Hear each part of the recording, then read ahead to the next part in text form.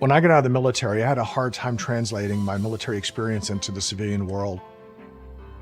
I'll be honest with you, if it wasn't for my wife, I probably would have been that homeless or impoverished vet. But it can be easier with the right support. I'm Mark Casper, and I'm the Executive Director of Tech4Troops.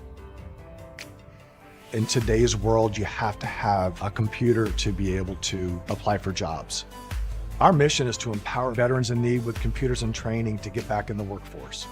Here at Tech4Troops, we're here to push you forward to get you back to where you want to be in life.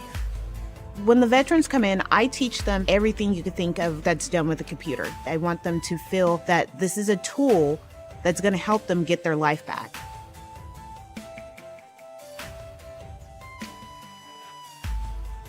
I went into a kind of a deep depression. Eventually, I lost my job and I was out on the street. The computer was able to connect me to the web, and I was able to start putting resumes out. And you have to have these small building blocks to get from point A to point B. I'm not worried about employment anymore. The need is great, and we want to be able to support our veterans across the nation.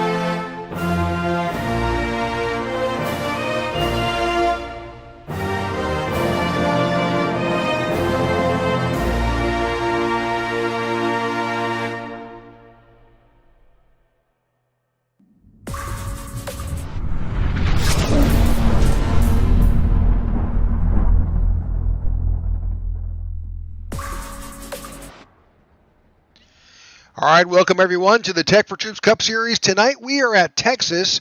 This is our final race before the All-Star break, and thanks for tuning in to the IWM broadcast. I'm Rick Souza here in the booth with my co-broadcaster tonight, Jordan Booth, making a reappearance here. And Jordan, should be a fun race here at Texas. Yeah, it should be a blast. I've been seeing a lot of these guys slipping and sliding through qualifying. Should be a little taxing on the tires here tonight, and should be a good show. Absolutely looking forward to it. We're looking forward to this, but unfortunately we did get some terrible news in the tonight. Unfortunately, one of the drivers who, if you've been tuning in to the IWM broadcast network as we broadcasted this Tech4Troops Cup Series, you may have heard us mention his name, Bobby Gibson. Bobby drove the 28 car, and unfortunately, Bobby passed away. He was involved in an automobile accident earlier today, and we lost him. So we're definitely very sad. Our prayers go out to Bobby's family and those of you and us who have loved to spend time with him in this past time that we enjoy here. But we'll miss him. We'll miss his big Texas voice, and we wish his family all the best as we celebrate Bobby's life. So, a little unfortunate news tonight. News you never want to hear, but No. hopefully these drivers can kind of keep his memory going with them. Absolutely. We're planning on, we will be, of course, we're just finding out, so I'm sure we will, as an organization, do something.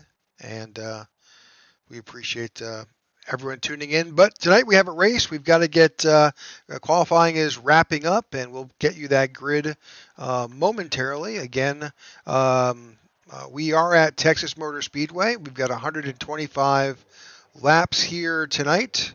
And we'll try to cram in information here as this session is wrapping up. We'll give you the race info real quick. 125 laps. We've got 35 driver spots, but we just got 35 drivers, so we're good to go. Pit road speed is 45. No quick repairs. 5 sets of tires, but it has got a hot one here in Texas with track temp at 106. All right, the grid has been set. Once we get the drivers in, we'll bring you that grid.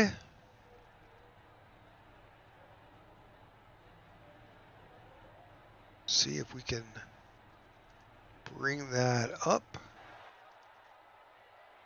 We got it. You want to kick us off, Jordan? Absolutely. On pole with a blazing lap time, only person in the 29.83s range is Nathan Harper. Starting alongside him will be Lilith Peters. In third, we got Luke Bullard. Fourth, Ty Bostic. In fifth, Jeff Nairn. To his outside, John Ledger. Seventh, we have Christoph Hall. Eighth, we have Charles Van Schaik. Ninth is Aiden Lucas. And 10th, Mike Slachter. In 11th, you've got Justin Horton. 12th is Christopher Howell. In 13th, Stephen Gibson Jr. In 14th, Alex Linney. 15th is Philip Vandertwick. Chris Worrell sits in 16th.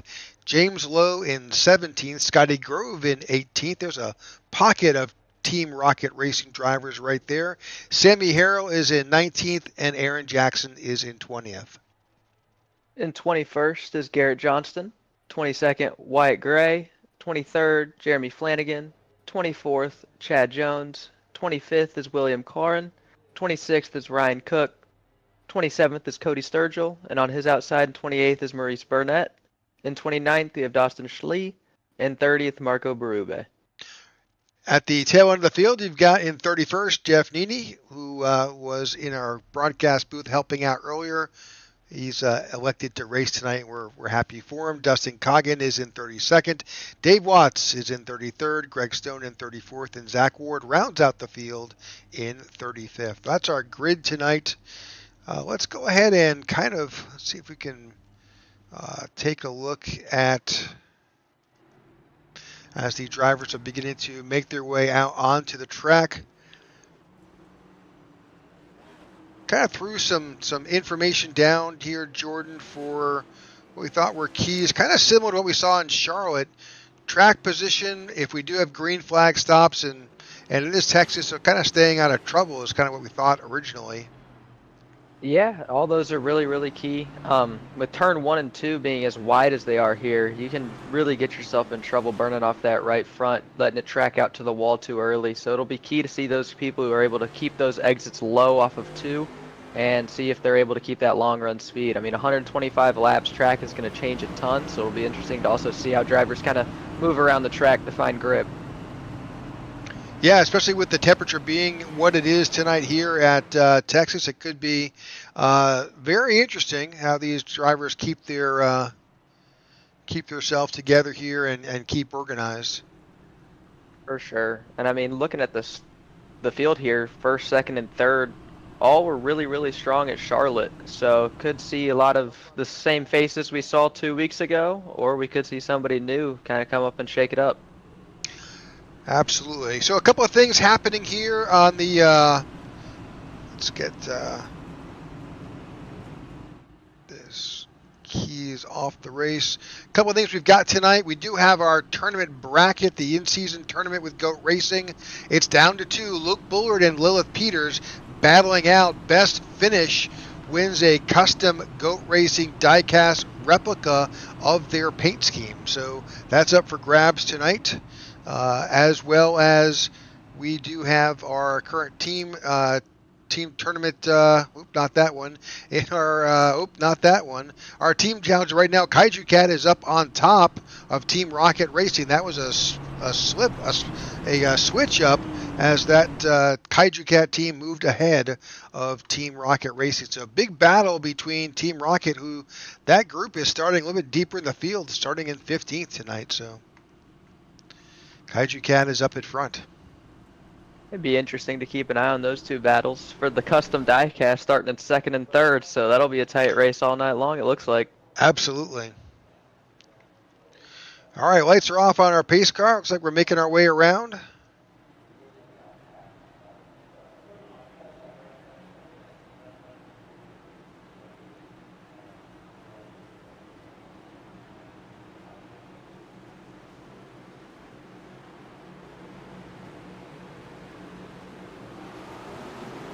And we are And they're underway, absolutely, here in Charlotte. I'm here in Charlotte. Here in Texas. It's been a long day, folks. See here, Lillis going to try and keep on that right rear. Nathan not able to do so. It'll be interesting to see what the 3 car's able to do here if he's able to keep that momentum up on the bottom.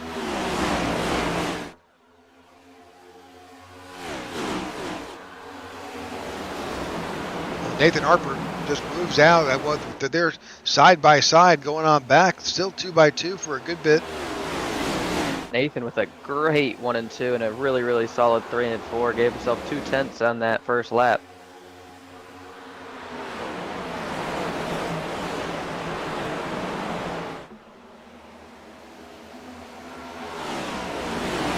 All right, Like good the field's start. Trying to get single filed out here. Yep.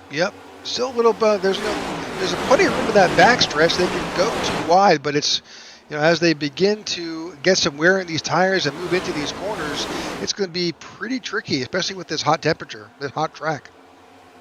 Oh, for sure. You're going to see him slipping and sliding all race long.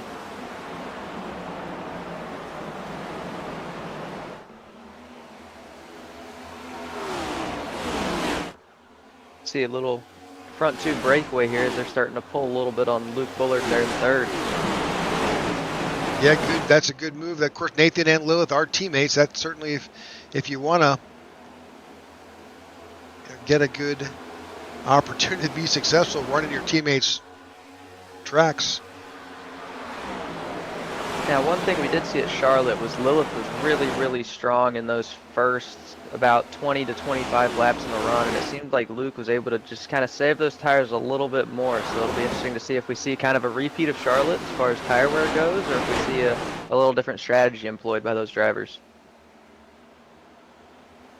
All right, good gap up front, and of course they're still battling side by side, 3 wide through the front stretch there.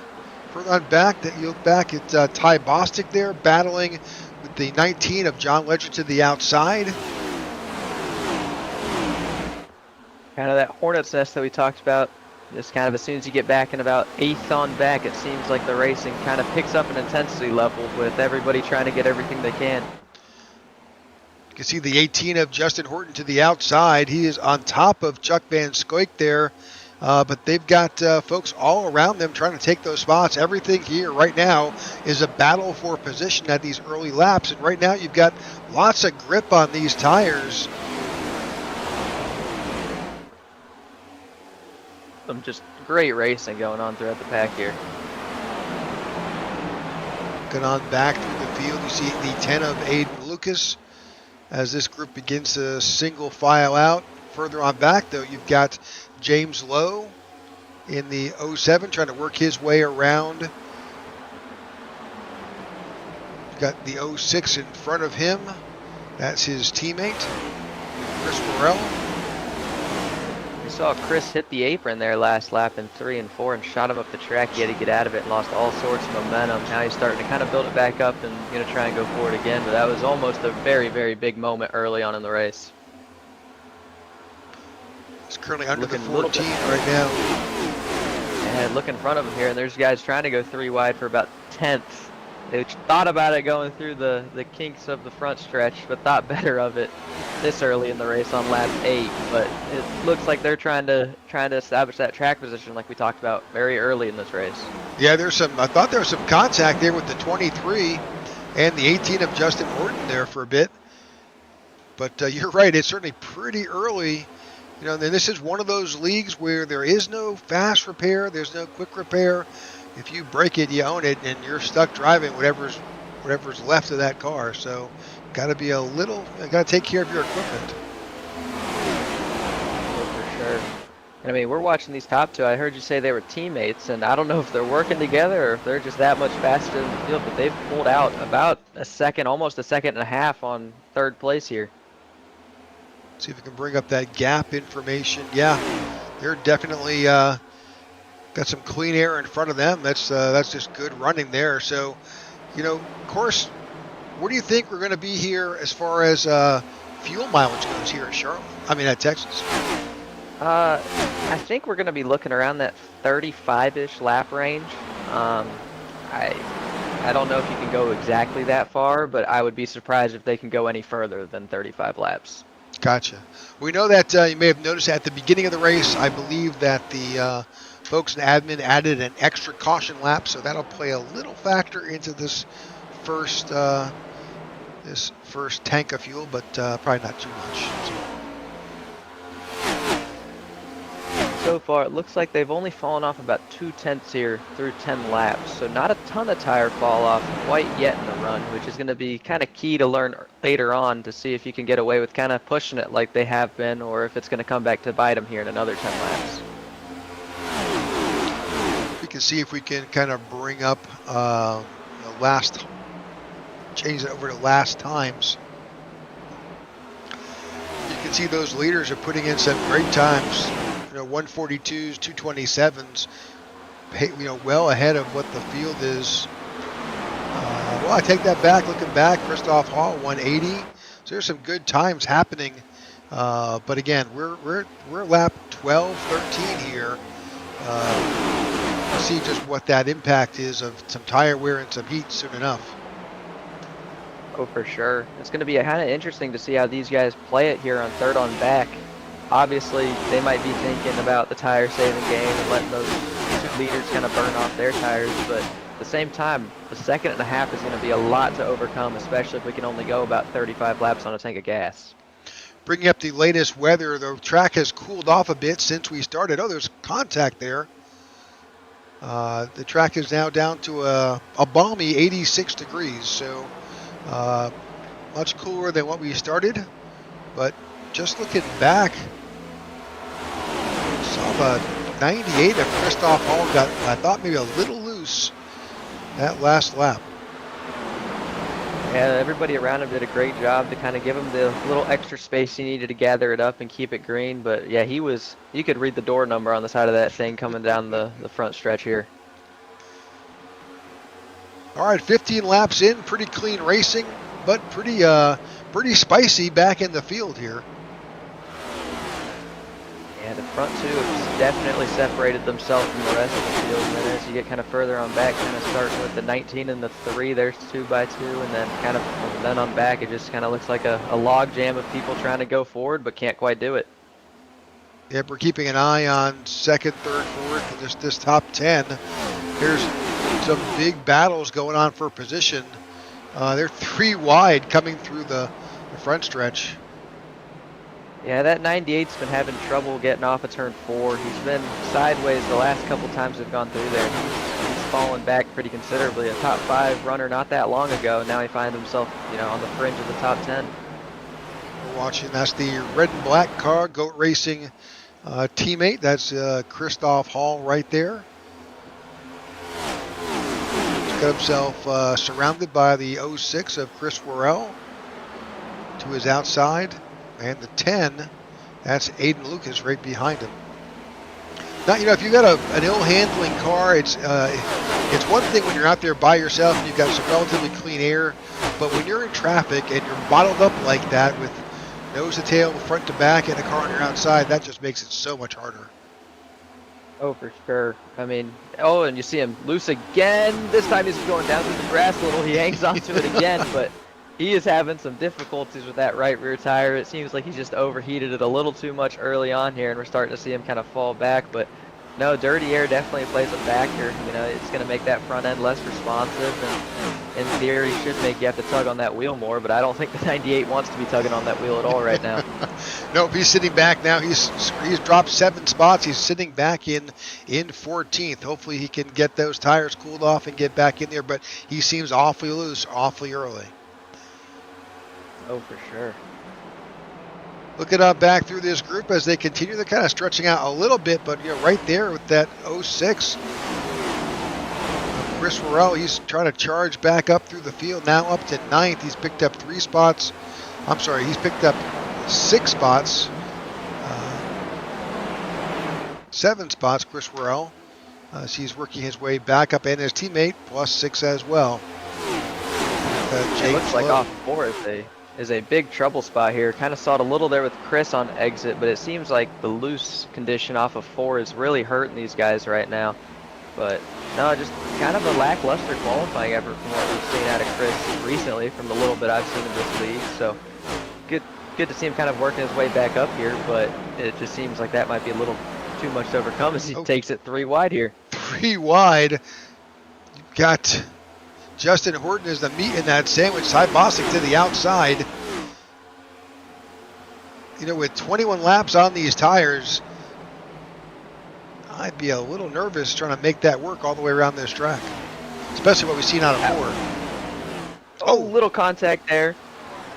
He saved it though. That car was about to snap around, and he was able to point it in the right direction. Yeah, that's one of those ones where you kind of just close your eyes and hope.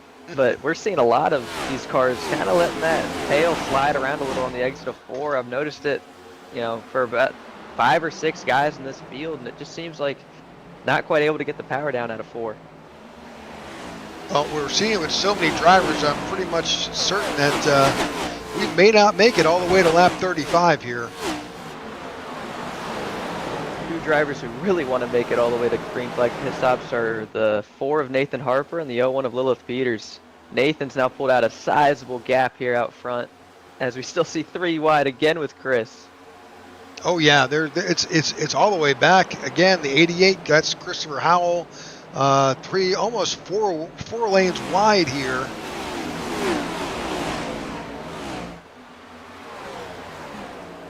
Drivers can't buy an inch as soon as you get back to about that French top 10 spot. And I'm back up through the field. Bostic is right there sitting in 5th, just 1 spot off his qualifying effort.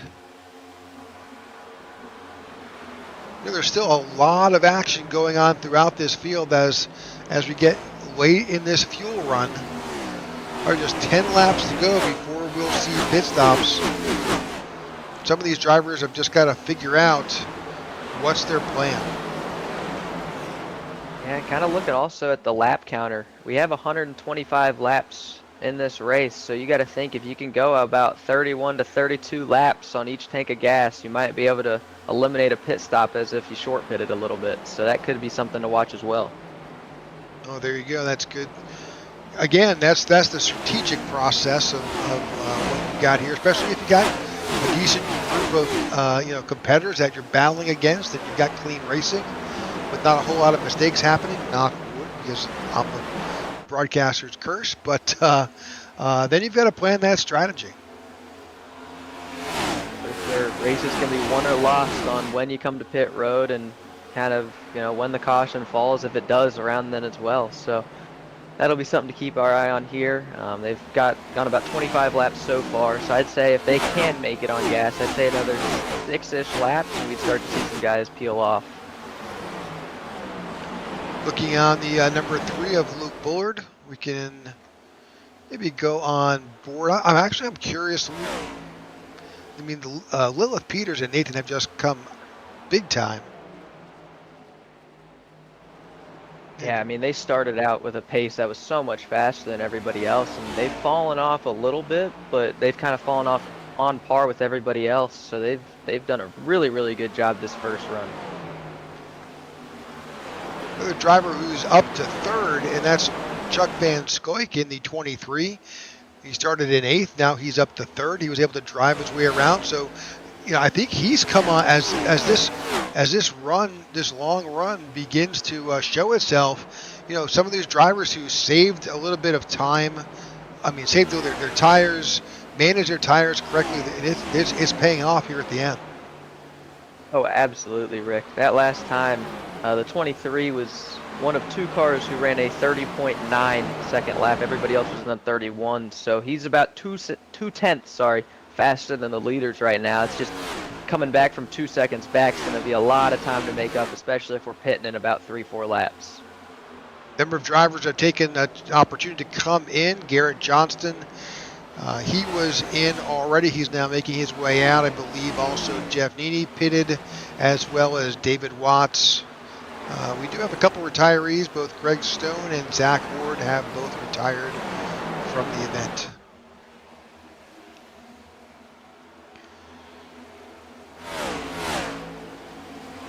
A couple of comments on our YouTube channel. Yep, Rick Kavorka writes, lots of wall tagging going on. We are seeing that. Definitely there is some loose race cars out there as these tires are EOL, end of life here at lap 30. Oh, for sure. The wall taps, you know, a lot of people are going to look at those and be like, oh, you don't want to hit that wall at all. As a racer, you kind of use it to get away with that loose handling. You know, you tap it a little right bit, there. it straightens the car up for you. Ooh, lap cars right in front of the leaders. They're winding up on pit road, but I don't think they intended to go down pit road. So, that's the 27 of Jeff Nairn that kind of spun and wound out on pit road. You got Steven Gibson on pit road. See if we can go back to see just what happened. Oh, big contact between Lilith and a lap car. They didn't announce their pit in, it sounds like, and lap car just ran right over her. Caution's out here at lap 32. See if we can go back and see just what happened there.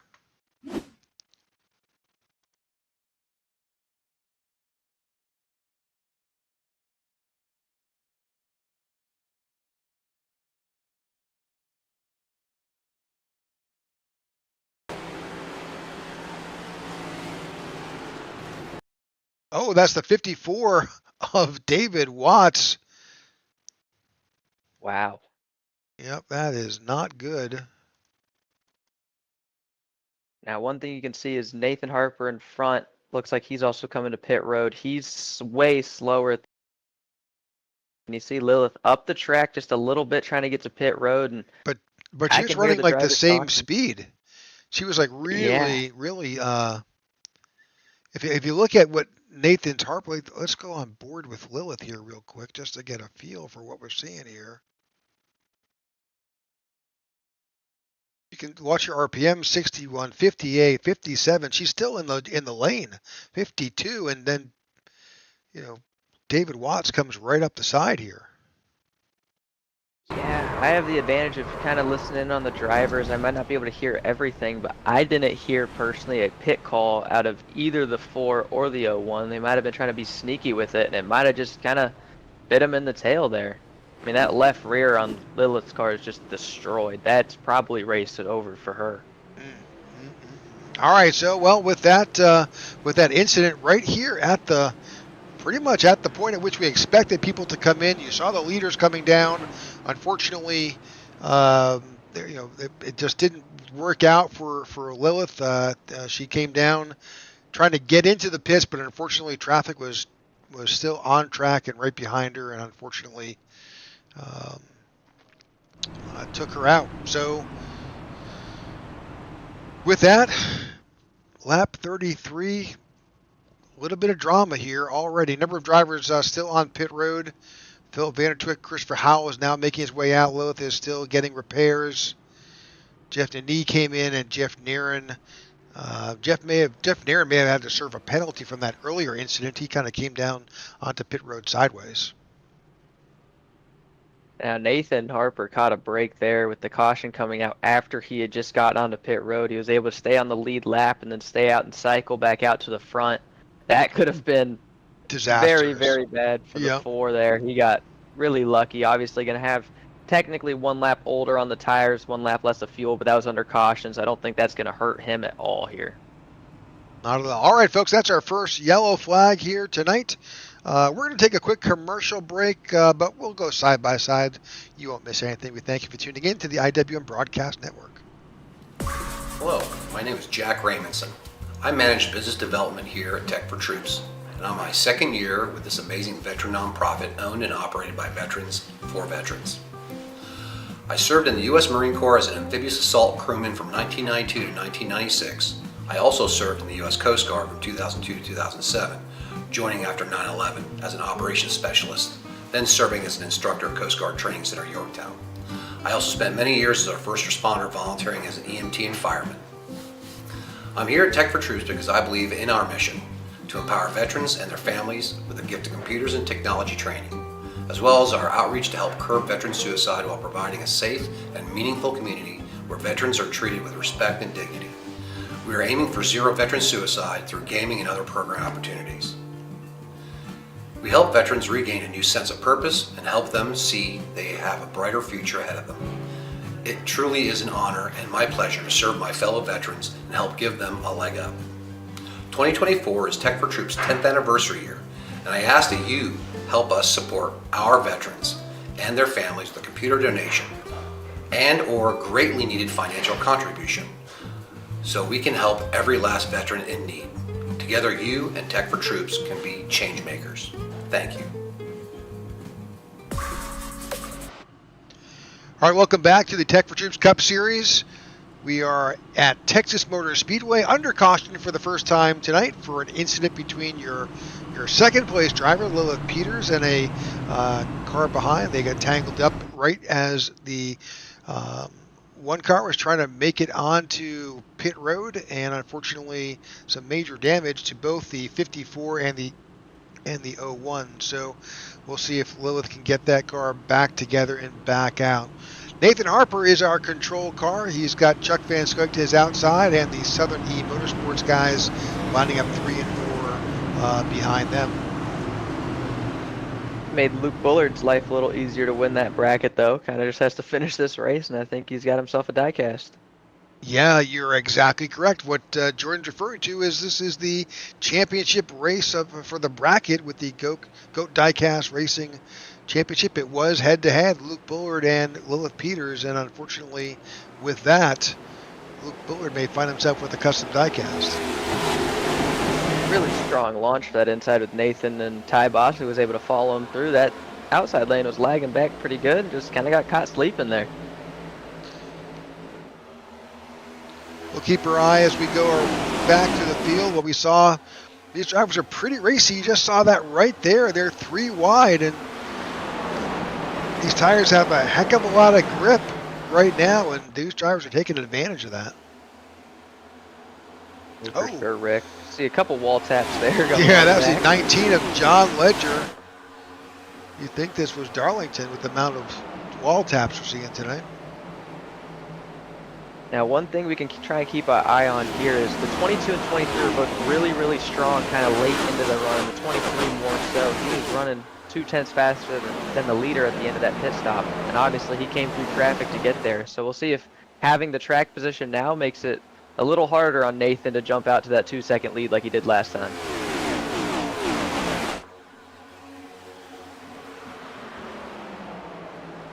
Yellow flag is out. Looks like Alex Linney may have been involved in an incident and may have taken some drivers with him. Let's get a shot here.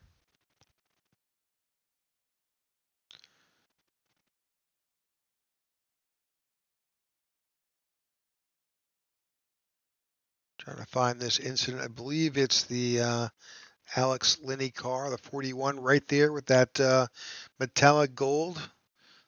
And it looks like the 81 just got tied out of the corner, hit the wall, and came down, and poor Alex had nowhere to go there. It throws him into the grass, which they both wind up. It's so easy to get unsettled here.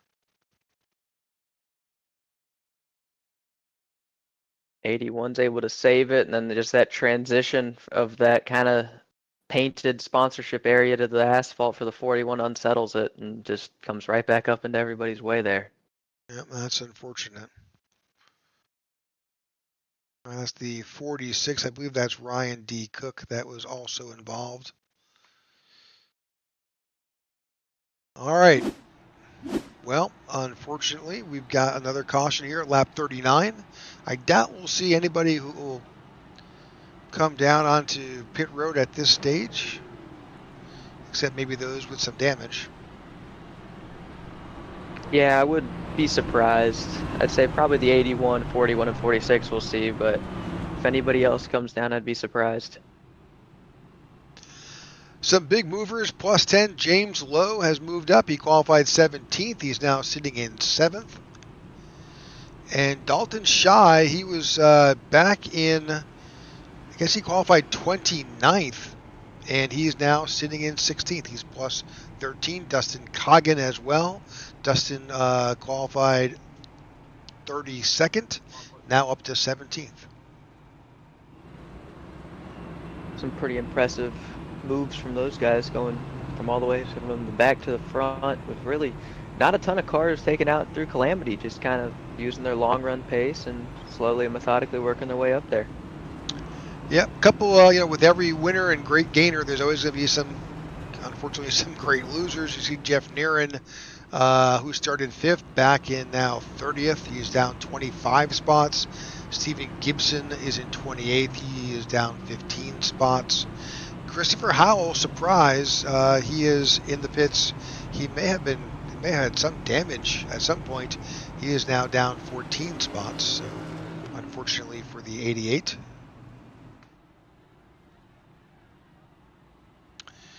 Well, I'm curious to see just exactly how this is going to play out. I think I'd like to go on board. We'll go on board with Ty Bostic on the restart and just see what that looks like. Yeah, Ty's going to now be in that rough position of restarting in P2. Seems like that's just such a tough thing to do on iRacing. In real life, they can kind of hear the engines very clearly as to when somebody's picking up the throttle and stuff. We don't quite have the same level of realism on here. And then also, I don't think we're quite Sunday good here. We all like to do this for fun. Now, obviously, there's some big hitters who do this as well, but most of us, like myself, are just kind of amateurs out here, and makes it a little difficult. So we'll see now if the 23 can kind of take advantage like the 22 did last restart and move himself up back into second. Looks like we may have had an extra lap tacked on to this restart. We'll see how this goes. But we'll get this restart. Will be going green back around lap 42, 43 actually. That kind of plays I go back and redo some math here because that kind of changes a lot. For sure. Looks like we'll go green with about 83-ish laps to go.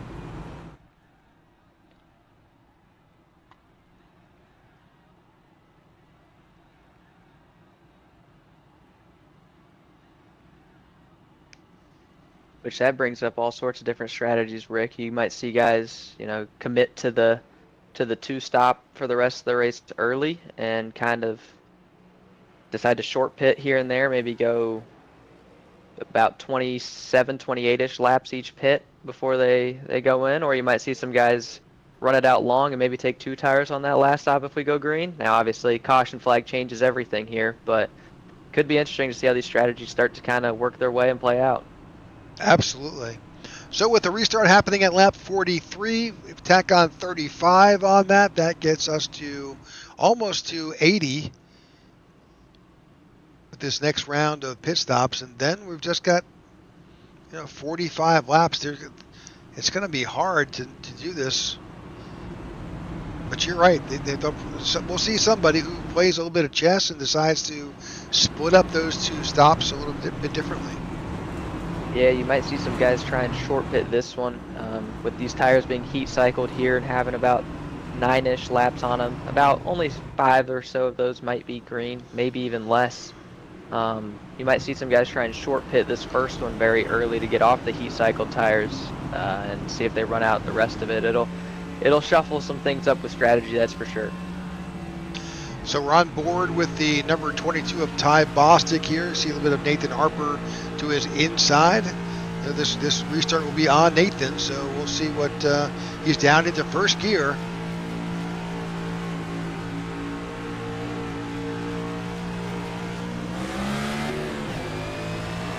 Pretty good job there for Ty. He's able to hold 3rd place off, stay in solo second. That's a very, very well executed restart from 2nd place. Absolutely. So Ty Bostic finds himself alone in second without anybody banging on the door right now, but unfortunately Chuck Van Scoik has got the 18 of Justin Horton right there, and they're 3 wide behind him. Getting awfully racy here. Real tight coming out of 4 there. Everybody's trying to get everything they can on these restarts, and I don't blame them. Everybody's as close as they're going to be all race long right here. Yeah, but like you mentioned earlier, these are heat cycle tires. You got to be a little cautious, a little bit more conservative on these restarts, but I don't see it. I don't see it at all. No, looks like they're all pretty confident in the grip level, at least for right now. Kind of off of 4 has been the trouble spot all night, so we'll see how they navigate that, see if any drivers have made adjustments to eliminate that loose handling off the corner. But kind of right now, the top 4 have kind of separated themselves, with once again Nathan Harper jumping out to a big lead. Just taking a peek back through the field, they're racing all the way back. This is battling for 20th back here, and they're side by side as these drivers are continuing to try and make their mark.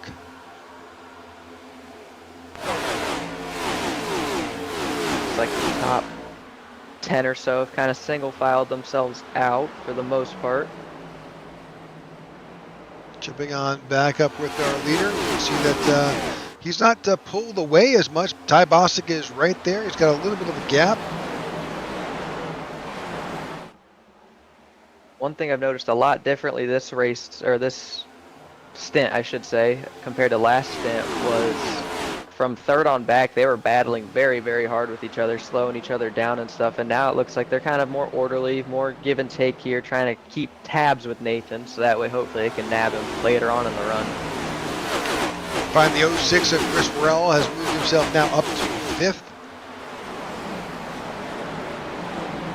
Another big mover is Aaron Jackson, now in 9th. Aaron is in that green, blue and white Goat Racing car. He's now up 11 spots. The 10 car just had a wicked save coming out of 4. He was dirt tracking it all the way around, lost 2 positions in doing so, but Rick, I thought there was going to be a lot of calamity, and he did a very, very good job to save it and keep it together. Yeah, that's Aiden Lucas right there. He's not letting it phase him. He's taking that low line, trying to work his way under the 3 of Luke Bullard. That's a battle for 6th. Looks like 4 is definitely still the trouble spot. Seems like just the way the car unloads out of that banking and onto the straightaway is really upsetting these cars. Some people, it seems like, have made adjustments, haven't quite seen the 06 as loose as he was that first stint, but still definitely seeing the same thing that we saw early. I wonder if it's a change in the driving line at this point to try and maybe back up that corner a little bit, maybe ease your way through it. It could be. Could also just be the way that the rubber's been laid down. It might be affecting the car handling. Could be all sorts of things. Kind of hard to tell from the broadcast booth. We have pretty wide here between the 07, 19, and whoever that is in the middle. That's the 12 again of Aaron Jackson right there.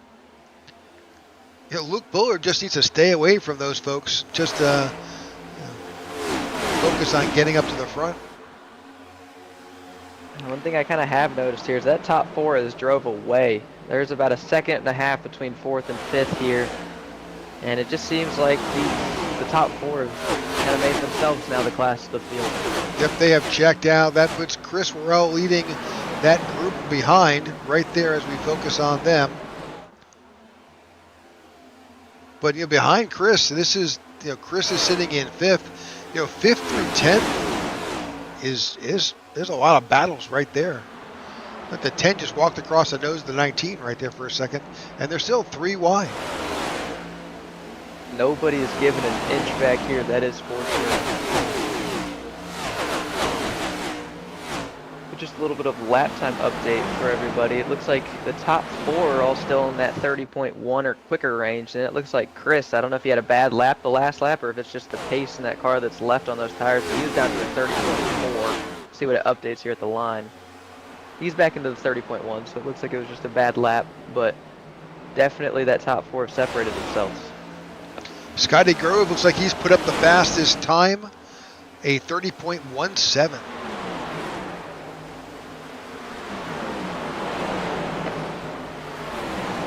Yeah, it looks like the lap times are starting to kind of even out here, but just that top 4 is so far ahead that it might be hard for these guys to reel them back in with already 20 laps on these tires. Ty Bostic's last time around was a 30.19. Ooh, 23 chopped the nose off of Justin Horton there. Was a little tight off to it, but he took that spot from him. He's keeping himself right there and relevant. You don't want to let those front two drive away. Best thing that Justin Horton would do is tuck under that 23, and they would both move up. I mean, this is Texas. You can get a little bit of a value of the draft, right? Oh, absolutely. You can kind of tell that with the straightaways and how they kind of close up. Now, one thing I have noticed with Ty is it seems like his car really, really likes it whenever he can poke that left front out from the wake of the floor. And it looks like as soon as that air gets shut off, he kind of walks up the track. We saw it in 1 and 2. He wasn't able to get as low as the 4, and it really, really hurt him that lap. We'll see what happens this lap, but kind of that air games that we see played on Sundays, and as we're seeing here tonight, trying to find any sort of clean air you can. You see he was able to get that left front down, and then the 4 comes down and takes it off, and you see the car just not want to turn quite as easy as it was. So that's something that Nathan's probably, you know, doing a little Joey Logano aero blocking on Ty here, but Ty's also got to find a way to kind of manipulate his car and find whatever air he can to get it to turn. That top 3 have kind of separated themselves again. Justin Horton's kind of left a little back, and the 23 wants the second spot. This is kind of where we saw him last run start to make some hay, and it looks like he's doing it again as he clears Ty up off the corner there. Not quite as tight as he did to Justin, a little more room to spare there. But now we'll see if he can go do anything and take the fight to this 4 car. All right, well, we're here on the our Wednesday night with our Tech4Troops Cup Series at Texas. We thank you so much for tuning in. You can take the opportunity to like and subscribe so you won't miss any videos here on the Tech4Troops Cup Series Wednesday night. Thursday night will be with the INRS Racing Series. And we are in the middle of the playoffs, and heck, tomorrow night we're going to be in Dega. Rick, we might want to go take a quick look back to Aiden in the 10 car coming off of turn 4 on lap 57. He got way loose and took a little ride down to the grass, caught a little bit of air on the way there, somehow kept that thing somewhat straight and saved it, caused no calamity, but man, he went for a ride off of 4. Let's see what we can find. Here we go. I've got it. Oh, he caught the apron there right on the line, and bounced all through the grass there, still sideways, and then straightened it out and saved it. That is a wild save.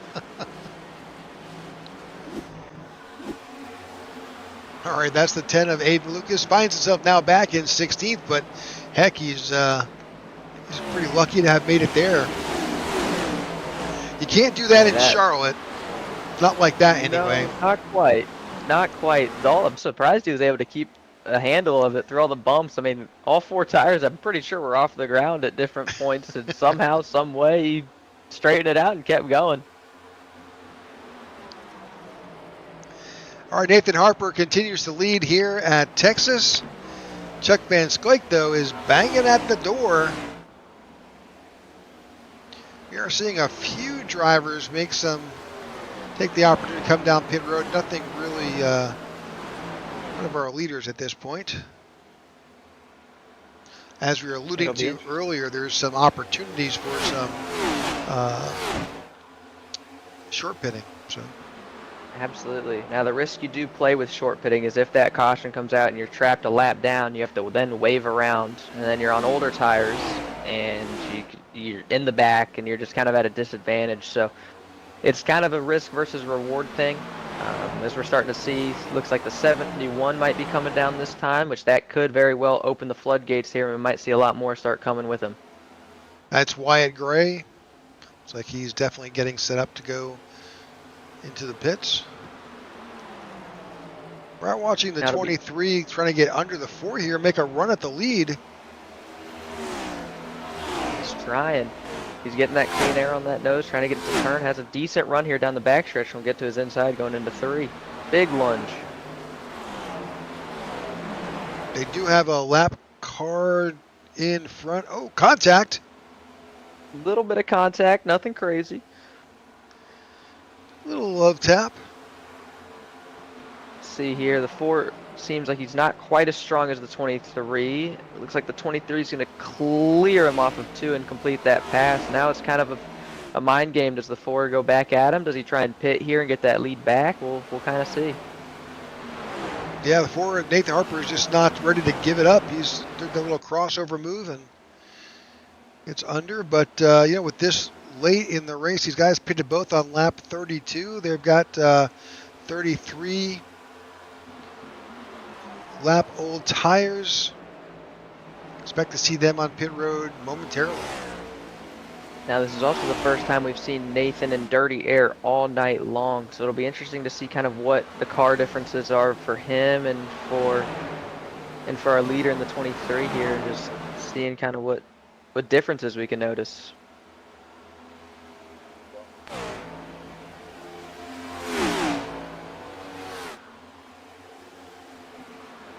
Just past the halfway point here at Texas. Now we do have to kind of plan to the fact that we did have 2 cautions that kind of aided this fuel run. So they might be able to maybe stretch it to about 40 laps here with the caution laps that we got to factor in. We'll kind of see. Yeah, that should put us right around lap 72, so something in the next 5 or so laps.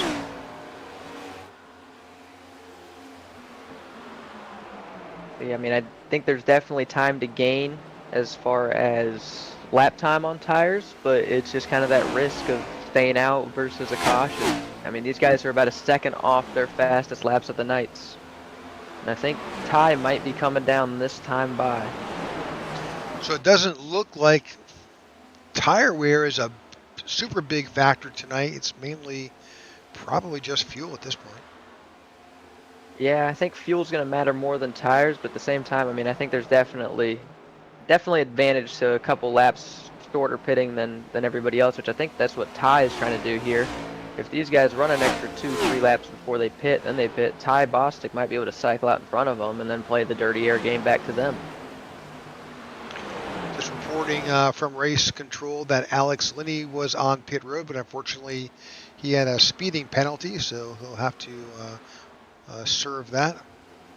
As we see the 4 car kind of dive down into pit road. Now we'll see what the 23 does if he reacts to it. Seems like right about now is the money time for all these guys hitting pit road. Luke Bullard, Aaron Jackson, and Nathan Harper all on pit road.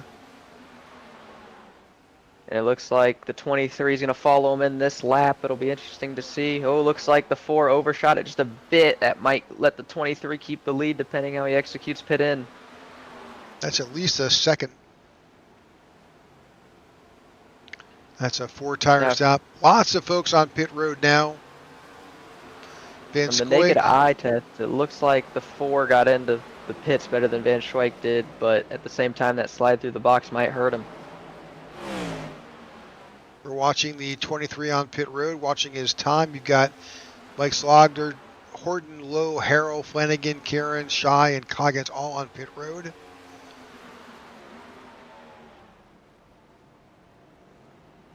That was a 14.97 in the box.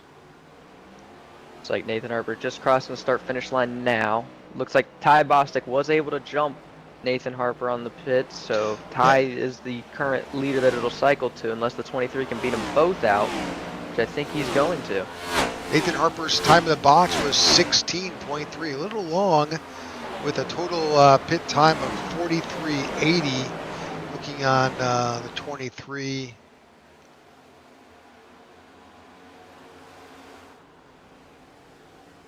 Looks like just really good execution there out of Chuck Van Schweik there. He's able to pit later than both the 22 and the 4 and yet maintain the lead. Now it's going to kind of be working his way through lap traffic here. But now he's going to have a little bit of a tire advantage on both Ty and Nathan, as well as now that track position. Good move on the 23. Right now, got a number of drivers who have cycled through. Scotty Grove is just coming out pit road with a great time, 14.83 on pit road for Scotty Grove. With a sub 43 time on coming off of pit road. Garrett Johnson is still shown in the lead officially, but he has yet to pit. Same with the 48 of Philip Vanderbilt. Neither driver has pitted. Same with Christopher Howell. He pitted on lap 40, so he has got an extra lap or two of fuel to play with. Yeah, it looks like those 4 drivers who have stayed out so far, looks like Chad's going to take this opportunity to come down into the pits. But those 3 drivers who have stayed out, they could very well be trying to play a little fuel game here and eliminate a stop. If they can go maybe another 5, 6, 7 laps, they might be able to eliminate a pit stop entirely. So it's kind of interesting to see if maybe Philip or Christopher are fuel saving with how far back they are of Garrett. No, they're now both on pit road. Vandertwig and Howell now on pit road. So with the cycle, still Garrett Johnston is out. Nope, here he comes. That would be the last driver to cycle through. You know, it's been my experience, and not always very good experience, that you never want to be the last driver to come in on a pit on a green flag stop. No, especially not kind of like this. You can kind of get away with it if you run, absurdly long, maybe 10, 15 laps longer than everybody else and come out with that huge tire advantage. But only going in 5 laps after is not going to make a big enough advantage for you on the back end of a run to make it worth the 5 to 7, 8 seconds that he lost by staying out those extra 5 laps. So the big story right now is the 71 of Wyatt Gray. He has picked up 18 spots. He started 22nd and now finds himself in 4th. Yeah, he was the guy who kind of kick-started the whole pit cycle. He pitted way early, about 7 laps earlier than our leader right now, and a little less than the 2 behind him. But we'll see if that kind of come back to bite him, or maybe he's playing that strategy, like we said, Rick, of splitting it up evenly and trying to get the most out of the tires that he can. And we'll see kind of what he does. So just if you're a Lilith Peters fan, she's coming off of pit road. She unfortunately finds herself pretty far back after that earlier incident with David Watts, but she is running. Not quite up to speed though, but she is 10 laps down.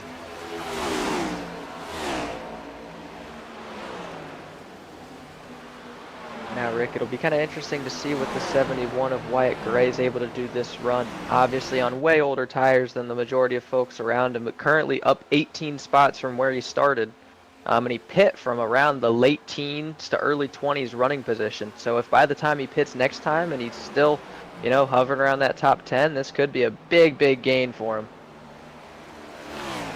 Watching our leaders here, Chuck Van Scoik, Bostic, and Harper. These guys they're running slightly different lines, trying to poke their nose out, maybe get a little bit of clean air, get an advantage. At the same time, the guy in front's doing maybe a little bit of blocking.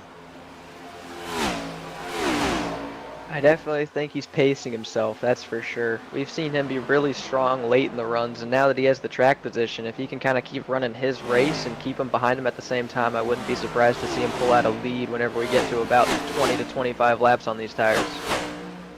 Just bring up the graphic for our driver championship right now. This is the top 20 that we're showing. Right now, Lilith Peters is in first with 2 wins. Nathan Harper in second. Chris Worrell in third. All those drivers hold wins. James Lowe has 2 wins. Chuck Van Scoik has punched his ticket. He has a win. It's just driver points at this point. Mike Slagler finds himself in 4th, John Ledger in 5th, Scotty Groove is up in 6th, Ty Bostic in 7th, James Lowe in 8th, Luke Bullard in 9th, Justin Horton on the bubble right now.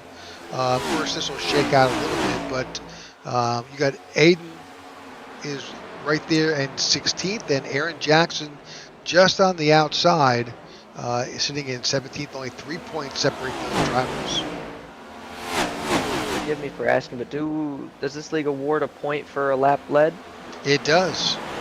Okay, so we did see in that pit cycle, the 06 of Chris Worrell did stay out an extra lap longer than our leader in the 23 of Chuck Van Scoik. to get that point. So that might play a little factor into the standings here. That could be a play some of these guys are making. You know, they don't think they have a car that can win, so they stay out and get that extra point. And who knows, that could be all that you need. That 88 of Christopher Howell, unfortunately, is a lap down. He is 1 lap down. These drivers work their way around. Front spread out a little bit. Chuck Van Scoik, Nathan Harper, Ty Bostic right there, all stretched out a little bit. But if we bring up the gap, they've got some nearly 2+ seconds over 4th, 5th, and 6th. Yeah, these guys executed on and off pit road very, very well with their strategies. Starting to see Ty's short pit starting to bite him a little bit here. He's starting to fall back quite heavily from our leader. But kind of looking on back through it, Justin Horton came down and pit, you know, on the same lap as our leader of Chuck Van Scoik, and he's kind of, you know, he's running faster lap times than slower lap times, so not really gaining. But again, I think the big kind of guy who took a big swing at things is going to be the 71 of Wyatt Gray. He pit way earlier than everybody else, and now starting to kind of pay the price. He's fallen back to 7th. He was running 4th not that long ago, but again, maybe he pits in another 10 laps here once that, or 15 laps whenever that final pit window opens up, and goes for it again and sees if he can't catch a caution at the right time. All right, thanks for tuning in to the IWM Broadcast Network of the Tech4Troops Cup Series here on Wednesday nights. We're on lap 85 of 125 here at Texas Motor Speedway. We're going to take a quick commercial break. Don't worry, you won't miss a thing. We'll be side by side. We'll be right back. Hi, America. Mark Castro, President of Tech4Troops. I wanted to take a moment to say thank you for making 2023 such an amazing year. We completed our mission, and it feels good to have another successful year behind us. But I want to tell you, this year, 2024, is our 10th anniversary. 10 years of doing this mission, and you have been so supportive of us. So I want to take a moment to say, please continue to support us. We're going to have an event or more every month. Please stay tuned in our calendar. Please stay tuned on our social media. Join us in the celebration of our mission and what we do. And we look forward to seeing you and having your support for our mission of ending veteran homelessness through bridging the technology divide. Look forward to seeing you. Thank you so much.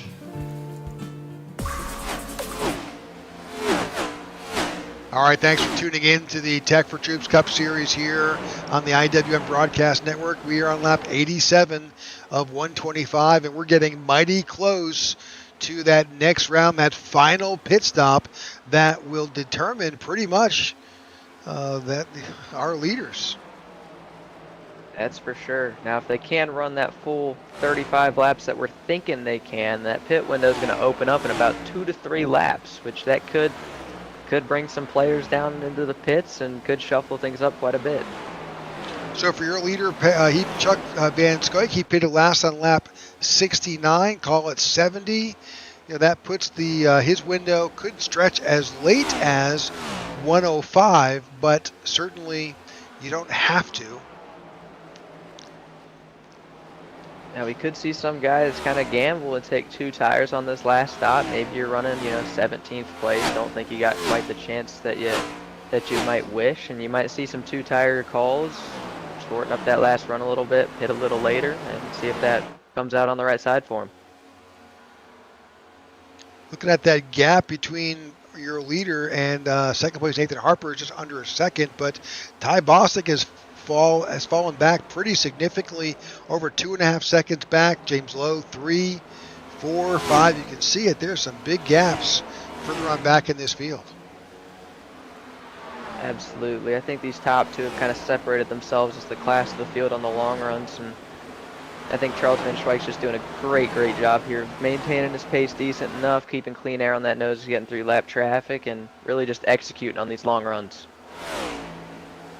Actually, 88 of Christopher Howell. He's actually a lap down, but he's not giving up. He's trying to stay relative and relevant, battling there for position. Now, Chris Howell, he is pitted last on lap 73. 3. So, caution's out. Well, I'm not really sure. Maybe Marco Berube. Let's see if oh yeah, he's definitely parked up against the wall. We'll have to check and see what happened to him. That's the 99 of Marco Berube. Let's see if we can.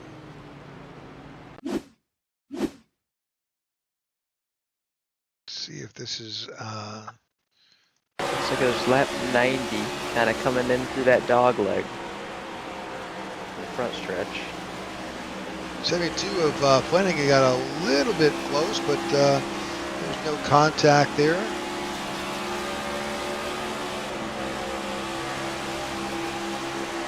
Kind of ride and see. It's like it might have been a little contact between him as well as Philip Vandertwick on lap 90, kind of coming up the front stretch. So the 72 goes underneath.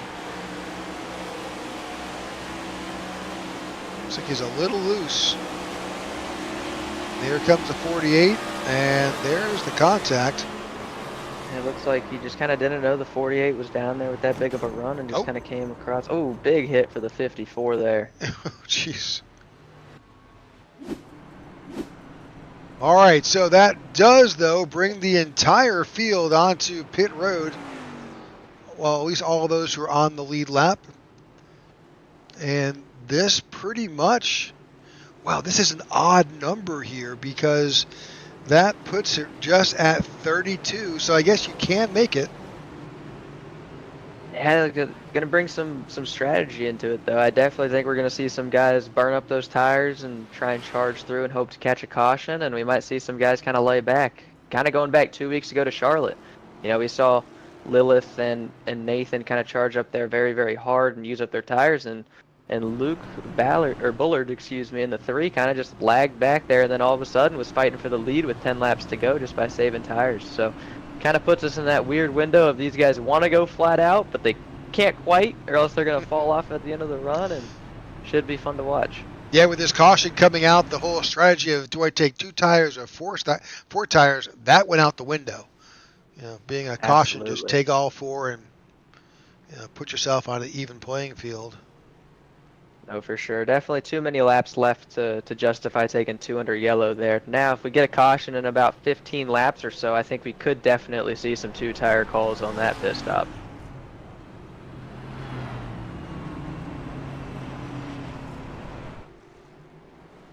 Looks like we'll have 2 more pace laps here, at least. Might go green around lap 96-ish. Then really just a good, solid sprint to the finish.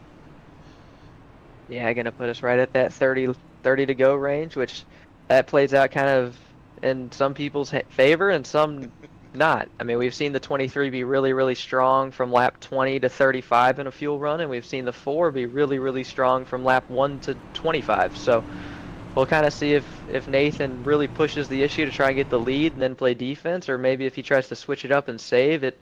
It's going to be a clash of strategies and driving styles. All right, this restart, Chuck Van Scoik in the 23 will be your control car. Nathan Harper will be to his, I'm assuming, to his outside. But now he'll find himself with another player behind him. That'll be James Lowe. Now finds himself in 3rd. And Ty Bostic will be in 4th. Ty's continuing to stay right up there. Chris Yeah, Worrell. he's had a good night for sure. Chris Worrell's now up to 5th, and Justin Horton, another name that we've called a lot tonight, Justin Horton, the 18, is going to find himself in 6th. That's your top 3 rows. Now, kind of, again, I hate to do this, but keep going back to Charlotte, since that's the only race I've really sat down and watched these guys intently. James Lowe was a player there for sure. He was running up there with Chris Worrell and Nathan Harper and Lilith Peters all night long until a little issue hitting that bump off pit road kind of cost him his day. So we'll kind of see. He was fast at Charlotte, and we'll see if he can kind of replicate that speed and see if he can't, finally do something with this track position that he's acquired. I mean, he's up 14 spots all the way up into 3rd, so it's kind of the first time his car has had a breath of fresh air. We'll go on board on this restart with the 07 of James Lowe on this restart. see how James attacks this track. We're on the backstretch now. But James Lowe has always been a player, good, solid, aggressive driver, likes to run up front and has been successful. It's a good opportunity for him to be up front here on the closing laps of this race. And I mean, all these guys have either worked their way to the front or ran up front all night long. So, wouldn't surprise me to see, any of these really top 3 or 4 rows somehow, pull something off and get the win here.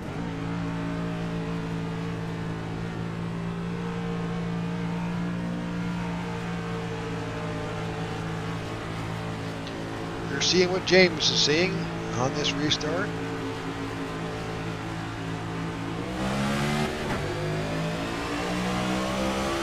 Not a great launch at all by the 23. That's going to allow Nathan Harper to rocket out to the lead from second.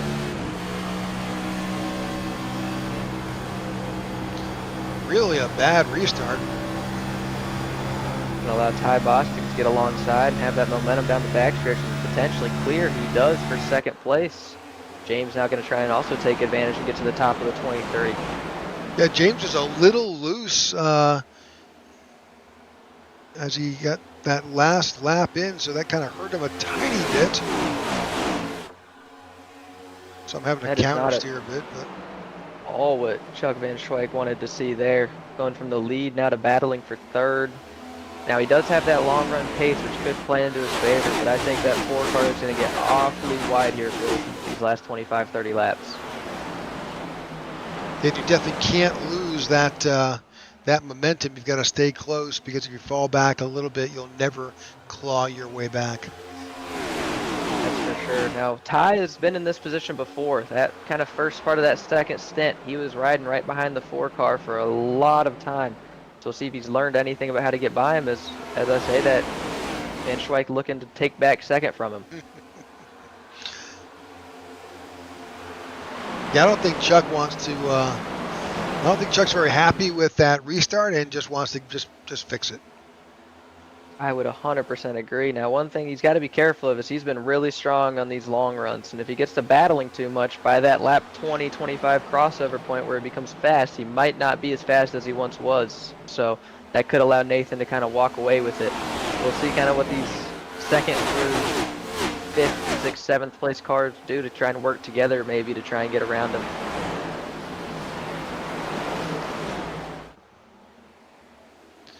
So you're watching the Tech4Troops Cup Series. This is brought to you by here on the IWM Broadcast Network. You are here in Texas. The closing 26 laps here. Nathan Harper is your leader. Chuck Van Schweik is in second. Ty Bostic third. James Lowe in fourth. Chris Rowe in fifth. That's your top 5. But right now it's anybody's race. Big lunge into 3 there by Van Schweik, looking to take that lead back. He got a great run out of 2 and pulled alongside, and I'll see if he can complete that pass on the bottom.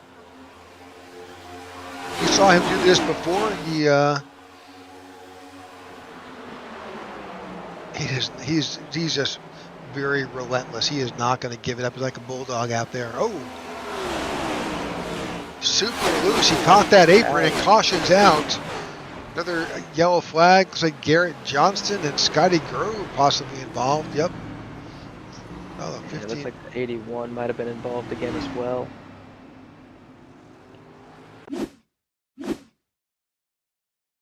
Oh, yeah, we'll back that up just a little bit.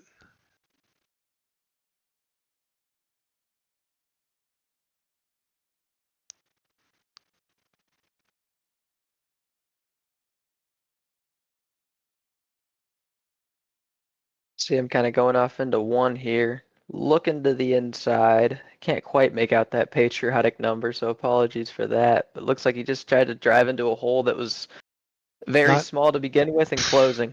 That's very diplomatic of you to say that. There was no hole there. Unfortunately, that has impacted Scotty Grove's race tonight in the 95. He's in the wall. The 15, and the big wreckage. Yep, I think he may be done for the night. Yeah, it's kind of one of those things where you think there's a hole and it's there, but it's not there. If he was trying to make that move, definitely should have Should have gotten a little lower, but again, you kind of want to arc out these corners as much as they can. I understand where its thought process was, and it's kind of getting down to the nitty gritty, but just one of those moves where you're going to look back on it and be like, man, I just shouldn't have done that. All right, we're going to take our final commercial break of the night here at lap 23. We'll go back to the final few laps here in Texas with the Tech4Troops Cup Series. We'll be right back. Are you looking for a way to safely and securely dispose of your old electronic devices? Why not donate them to Tech4Troops? Tech4Troops is a 501c3 nonprofit dedicated to bridging the technology gap for in-need veterans and their families. The donation process is quick and easy. Simply go to tech4troops.org and click on the donate link at the top right-hand side of the page. Scroll down to access the Give Back Box link. To create your shipping label, click Add to Cart and complete the checkout process. The shipping label is good for up to 50 pounds. You can recycle most standard shipping boxes to send in your devices. Oh, don't forget the power cords. Give new life to your old technology by responsibly recycling with Tech4Troops. Help save the environment and support a veteran.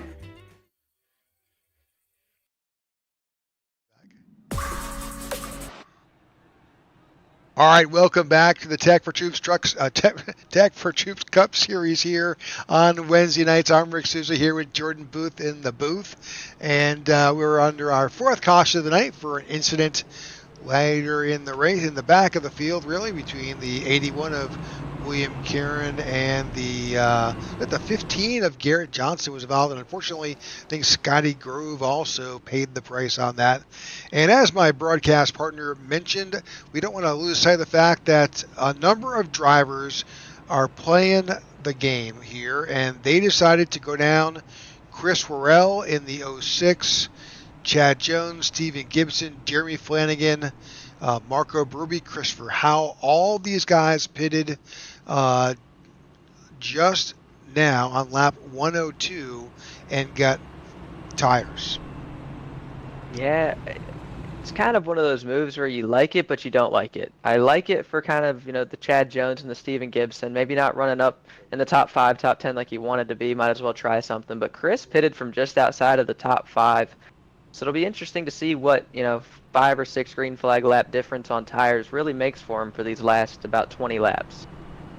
Chris is as a multiple race winner here, so he's already won himself and punched his ticket into the playoffs. But this is a good opportunity to figure out whether he can leverage that and make his way up.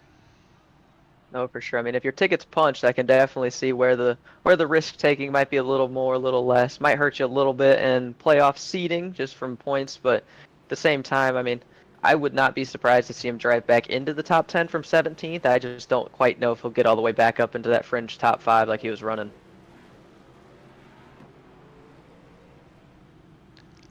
Yeah, he's got a lot of positions to try and make up on, but of course he does have fresh tires. So lights are off on top of our pace car. We'll be going back to green next time by. Chuck Van Scoik will be in control. He's got Nathan Harper to his outside. The 07 of James Lowe will be tucked in behind him, and Ty Bostic continues to threaten here. He is on the outside. We did see that car back there. I think that was the 14. It was. That just blinked momentarily there. That's not a good thing, but we'll hope that just rectifies itself before we go back to green. Absolutely. Don't want to leave out Justin Horton either. He's been a definite top 5 contender all race long. Whenever it was that 4-car breakaway, he was that 4th or 5th car for a long time. But kind of fell off on the long run, but definitely has some short run speed, so I wouldn't be surprised if he gets in here and shakes some things up. But Van Schweik's got another try at this restart, Rick. Let's see if he can hold the lead this time. Yep, absolutely. We'll go on board again with the 07, see what happens.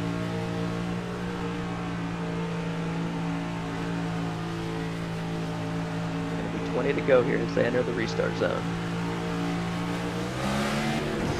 Little bit better restart. I think he'll be happy with himself about that one. Got himself about a 2-car length gap. Nathan Harper able to kind of drop in front of the 07 and hold in second. Now it's kind of a battle for third.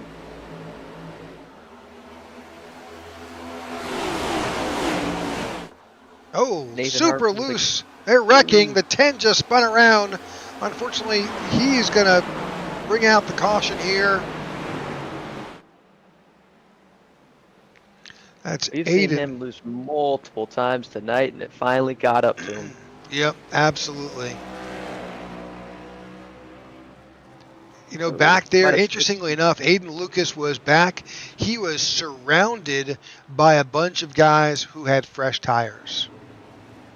Yeah, we might have spoke a little too soon here, Rick. It looks like maybe the guy in front of him also got loose as well as him, and he tried to get off of him and not hit him, and it just kind of amplified things. Let's back it up a little bit. Yeah, looks like that green and blue car of Aaron Jackson might have had some also issues getting off of turn 2. Got a little loose as well. We'll have to kind of look back and see here. We're focusing on that blue car, number 10. That's Aiden Lucas, who may have been a victim of circumstance. Got the 12 of Aaron Jackson to the outside. You can start to see that 12 starting to get loose. Same with the 10. You don't think he had anywhere to go. Yeah, I think he was just a victim of circumstance. Both of them were definitely loose out of the corner. Just the 12 a little looser. 3 car nowhere to go and right into that right front. 19 is also getting caught up in it. He saves it. See Chris Worrell sneak by there as well as all the rest of these guys. Chris did not want to see that caution on his tires. Going to put a heat cycle through him. Might take a little life out of him. We'll have to see. There were drivers that did come in on pit road. Aiden Lucas, obviously, one we just talked about. Philip Vandertwick, Garrett Johnson, all on pit road.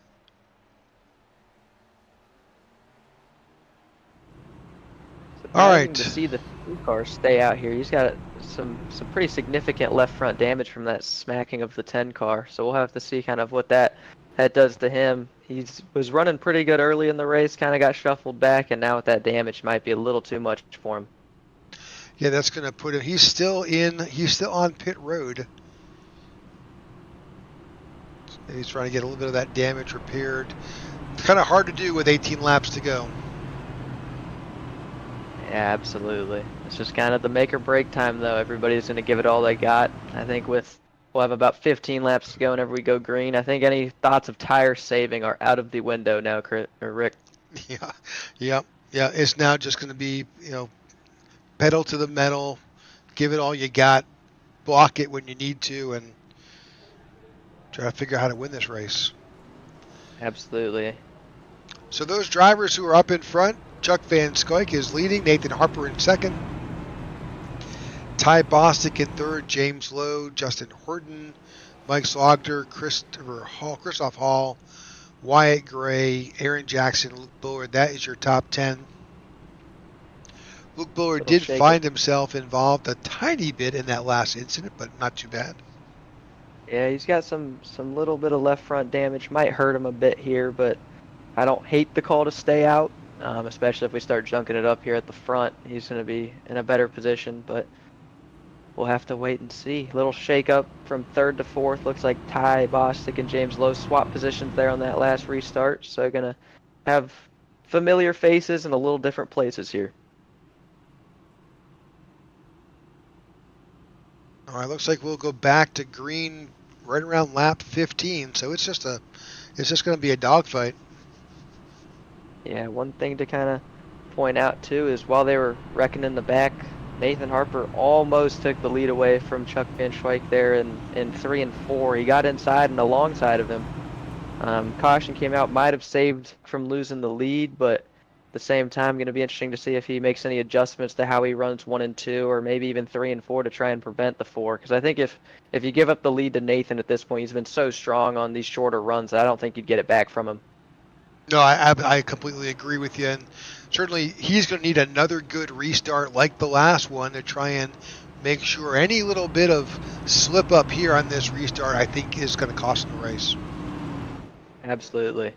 Now I've done it myself a couple times. So you can play a little bit of gamesmanship. Maybe tell the third place car when you want to go in the restart zone, when you're thinking, and maybe try and pull him along and let him pass the 4 car if you think you can defend a little bit better from Ty than you can Nathan. But I mean, both Nathan and Ty have been so strong on these short runs. I think it's kind of a mutual problem between holding both of them back.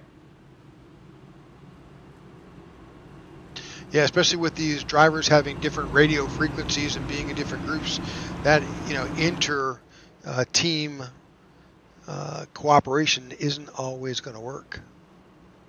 That's for sure going to be kind of interesting to see.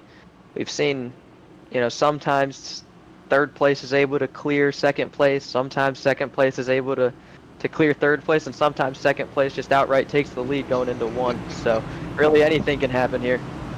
We're going to stay with this camera angle. We don't want to miss everything that Jordan just illustrated. It's going to be an interesting restart here for sure.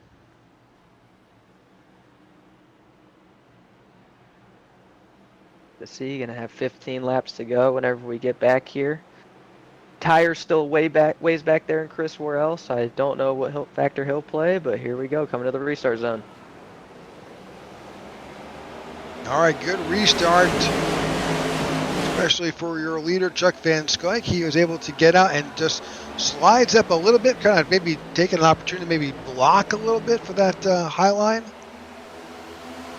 Just trying to arc that corner. Ty unable to keep his foot down in the corner. Now Nathan's going to have a big run down the backstretch. Not quite big enough to get back to his inside. Ooh, little contact there for fourth place between James Lowe and the 15? No, not the 15. Sorry, the 18 of Justin Horton.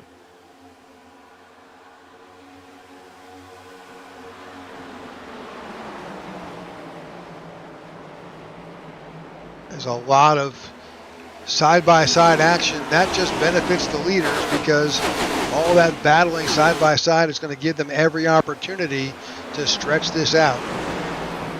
Absolutely. Nathan had a big run down the backstretch, almost close enough to make a lunge to the inside of Chuck Van Skyke here, but not quite. Going to have to try and set him up again this lap. As the top four just all set their personal fastest laps of the race, with Ty Bostic setting the fastest lap of the race that last time. You got to figure with 13 laps to go, your leader is doing everything he can to drive forward, but keep an eye on his rearview mirror to watch what Nathan Harper is doing. Absolutely. Aero blocking is just as important as making sure you hit your lines at this moment in time. You kind of want to take away the ability for the four to run whatever line he wants. Now we've kind of seen this the last couple laps where Nathan will enter high. Sometimes he cuts it off low, but this time he chooses not to, and he's going to have a big run down this backstretch. 23 did everything he could to kind of block that run, but I'm not sure what he was able to take away. Maybe a little bit, but the four's got a plan. I gotta be honest, I don't necessarily love blocking the inside here. I'd almost rather give him the inside and run the top, keep that momentum going at this point in the race. I just think that bottom's rubbered in pretty hard here. Might make it a little tighter for these guys for these last 10 laps.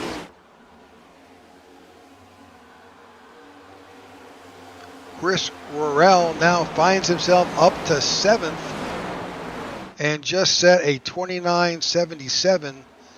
That was the fastest lap that time by. He was a 10.5 faster than the leaders that last lap. We'll have to see what it is this lap. This lap he breaks even with him, so I think it's going to be that dirty air effect and those tires kind of equaling out for him. But he's gotten a lot higher back up there than I thought he would.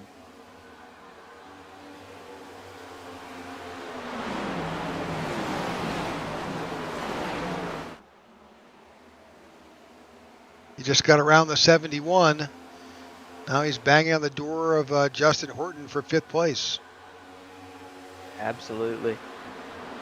Nathan's still looking for a way to get around. Going to run that higher line entry and kind of cut it off down low to get off the corner. That just builds a massive run for him. Just not going to quite be enough this time. But I think he's got to keep kind of playing with the different lines here and try and figure out a way. Running the same thing you've been doing that you can't pass him with up to this point is not going to get you the lead. 9 laps to go. Chris Worrell now finds himself in 5th spot, getting around the 18. And he's got his sights set on his teammate, James Lowe, up there in 4th. Yeah, I got to say, though, these top four have been a lot faster than most in the field. I'll say Justin Horton probably wasn't an easy pass, but these top four have kind of been in a league of their own these last couple laps, as well as the top three for most of the race. So I think these passes are going to come by a little bit harder than those that happened before. He's got 10 laps fresher tires, but with only 7 laps to go, not sure just what a factor that will be. Yeah, they're starting to kind of even out. He's about half a tenth faster that last lap than the leader. That's not going to cut it. You need these guys to get to battling really to draw himself back in here.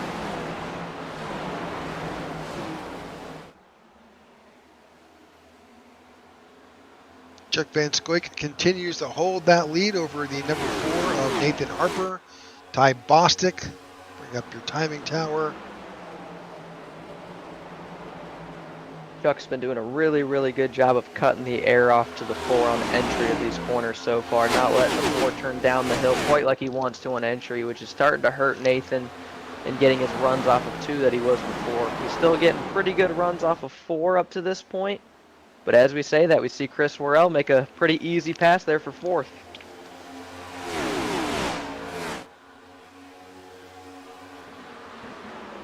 Just 5 laps to go. Of course, now he's got his teammate right there. Well, I thought maybe there'd be a factor there, but you just never know. Yeah, you can never kind of rule it out. That last lap, Chris was a whole tenth faster than the leaders. A caution is out. Caution's out. I don't have any indication as to what that is for. I think the 70 and the 48 might have gotten together coming off of turn 2. Looks like they might have been 3 wide and just kind of ran out of room.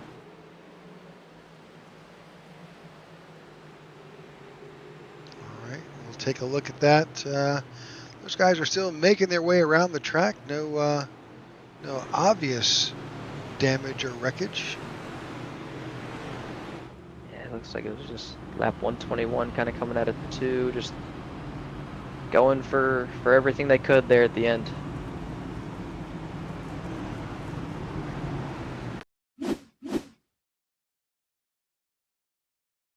Well, you can see them 3 wide there with the 64 up high. Yeah, you start to see that 70 kind of dirt tracking it up off the corner. 48's not expecting him to be loose, kind of slides up thinking he's going to be a little higher than what he was and just kind of ran out of room there. You saw the 43 and the 72 just behind them also having some door-to-door contact, but well, at least they kept it in the right direction. So Absolutely. Now, as these guys kind of worked their way around, looks like we had some pit road takers. We did, in fact. These names are going to surprise you.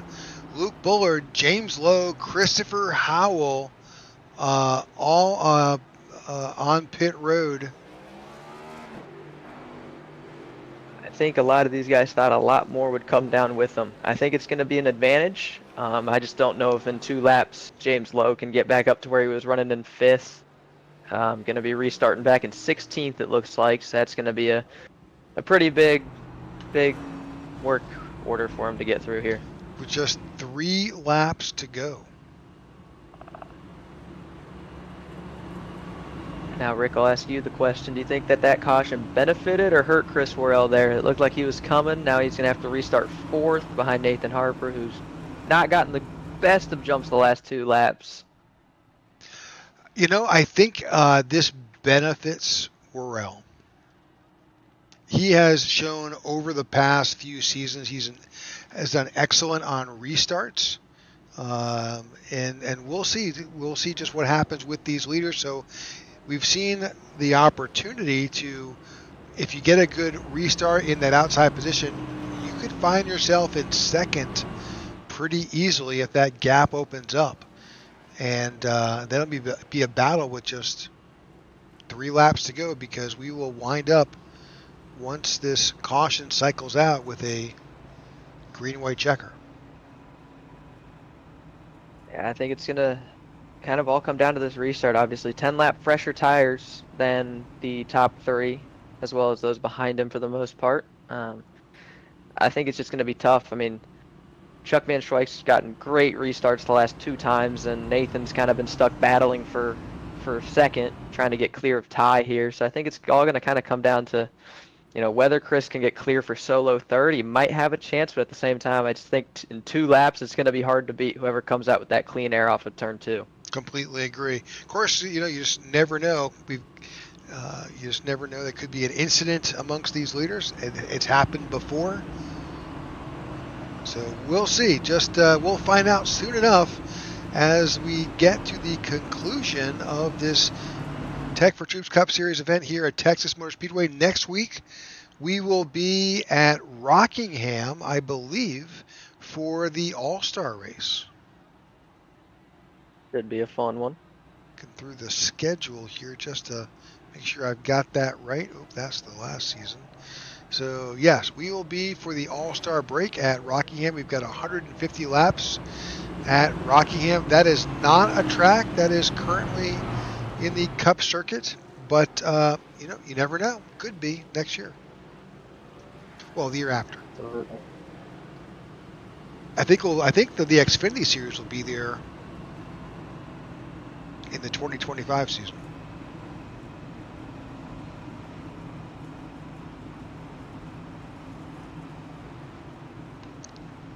All right, lights are off on our pace car. Who will it be? Will Chuck Van Scoik be able to close this out? Will Nathan Harper take over from second? Will Chris Worrell with the tire gamble be able to work his way to the front? And will Ty Bostic hang on? We'll see. All those questions will be answered in the next 3 laps. Great finish here.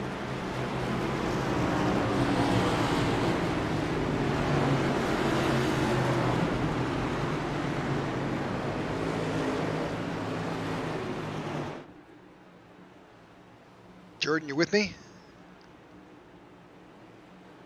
We may have lost Jordan's audio. Pace car is off. Chuck Van Scoik holds the field back as he enters the restart zone. And we are back under green for the conclusion of this event. Good restart for the 22 and the 4. They're right there in the back of the 23. They've blocked the 06 rather, from making it around. Can we get to the restart zone, the start-finish line, and get that white flag underway? Chuck Van Scoik has pulled out a huge lead. And the white flag flies. Last lap here at Texas. Chuck Van Scoik continues to lead. The battle is now for second. Ty Bostic is holding on. They're 3 wide behind. Nathan Harper finds himself in traffic. Chris Worrell is sitting in third right now.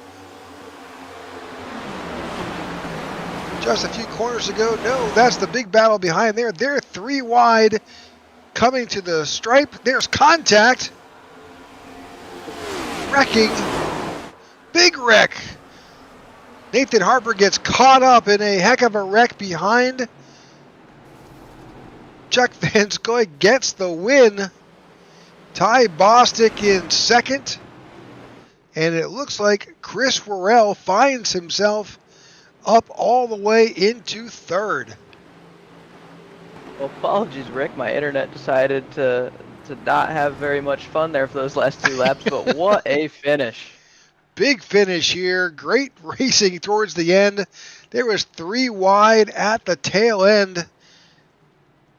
Going back here, watching Chuck Van Scoik make his way to the start-finish line. Go back and see if I can grab that that battle at the checkered flag here. And go back to Nathan Harper really here. I mean, Chris just had a great move in 1 and 2 to get to the top of the 4, and then it was just kind of a 3 wide drag race from there on down the backstretch. You have Justin Horton to the inside, Nathan Harper trapped in the middle, Chris Worrell to the outside, Mike Slaughter was right there in the 14, and the 98 of Christoph Hall right there battling as we come out of 4. It's still a drag race between these drivers. Then there's a little bit of contact between the 4 and the 06. Unfortunately, that's all it took as we get out of that corner exit.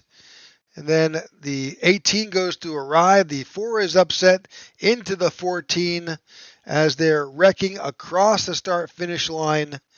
Oh, and the 18 comes back out, and that just makes a field just everywhere across that start-finish. What a finish. All right. Let's see if we've got our results. We do. All right, Chuck Van Skyke is your winner tonight here at Texas. Ty Bostic, great finish for Southern E Motorsports in second. Chris Worrell with that tire gamble. I said that paid off. Nathan Harper finds himself in fourth. Christoph Hall in fifth. Justin Horton in sixth. Mike Slaughter in seventh. Stephen Gibson in eighth. Aiden Lucas in ninth. And John Ledger in 10th. In 11th, we have Dalton Schlee. In 12th, Jeremy Flanagan. 13th, Dustin Coggin, up 19 spots from where he started. Great run for him. In 14th, Philip Vandertwick. In 15th, Christopher Howell. 16th, Luke Bullard, winning himself a diecast. 17th, James Lowe. 18th, Aaron Jackson. 19th, Marco Berube. And 20th, Wyatt Gray. In 21st, Maurice Burnett. 22nd is Cody Sturgill. Garrett Johnson finishes in 23rd. Chad Jones in 24th. Jeff Nair in 25th. Alex Linney in 26th. Sammy Harrell 27th. Ryan Cook in 28th. William Curran in 29th. And Lilith Peters, unfortunately, not the night she wanted, finishes in 30th. In 31st, Jeff Nene. In 32nd, Scotty Grove. In 33rd, David Watts. In 34th, Greg Stone. And in 35th, Zach Ward. All right, that's the results for tonight's event here at Texas. I think we've got some drivers. Let's bring in Mr. Chris Worrell to the broadcast booth. And Chris, congratulations on your P3 finish. Man, we were debating your choice to take tires. Well, yeah, I think it would have been the right choice if we'd been able to finish the laps there and under green flags, but just kept having cautions there at the end. Kind of screwed me. I might have had a chance there. Nathan got sideways in front of me. I should have just pushed him when he did, but instead I tried to go around him, and then I got passed by two other cars and kind of just held me up for half a lap. But yeah, if I go back, I'd just try to push him, and then maybe I might have had a better shot at something, but I doubt it. But it was fun to come back from the back of the field to the front. That was kind of fun. Yeah, absolutely. Yeah, it wasn't your best qualifying tonight because it was back in the middle of the field, but you certainly made a go of it for sure. Yeah, I've been a little rusty lately. I haven't been racing a lot. Been under the weather. On top of that, when I do race, I just seem to screw things up here lately. Qualifying, I just drove in way too hard and had to slam on brakes just to get the position I got in qualifying, so that kind of sucked. But yeah, it's really hoping we'd we had some long green flag runs, but really hoping one of these races will be green to checkered, like we're capable of having. But anyway, it's hard to complain when you hear about one of the guys passing tonight. I hate to hear about Bobby Gibson and all of his teammates. He's a very nice guy, always joking, and I'd like to give a shout out to him and his family. My family will be thinking and praying for y'all. I hate to hear that, but I'll be thinking of him. All right. Any shout outs tonight, Chris? The teammates, James Lowe, Chris Howell, Scotty Grove, Team Rocket Racing, Elliot for putting on the league, you and Jordan for doing a great job in the booth, Tech4Troops, thanks for everything they do to let us race and sponsor us, and that's about it. You got it. All right, there's Chris Worrell, our third place finisher tonight, and congratulations on that. Let's go ahead and bring Mr. Ty Bostic into the booth. Ty, congratulations on your P2 finish. I appreciate it. How y'all doing? We're doing great. Give us a little bit of you're right there on all these restarts. Give us a little bit of your thoughts on that last one. Yeah, it turned out pretty good. Me and Chuck got a pretty good launch together. As soon as I saw him move, I took off and just kind of gave it a little more gas than I had been to try to keep momentum up and try to keep as forward in front of Nathan as I could. And he ended up getting a little bit. I think he tried to push it a little bit too hard and ended up getting up in the wall a little bit. So that set me free second and cleared. So that kind of helped out a little bit there. Well, Ty, we kind of watched you run in that top 5 all night, kind of in that third to second range most of the night.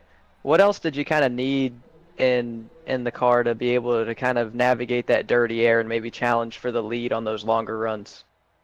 Probably some nitrous or something. I felt like I was just Chuck and Nathan's shadow the entire night. I felt like I was fast enough to keep up with them, and they were fast enough to get side by side and take the spot from them.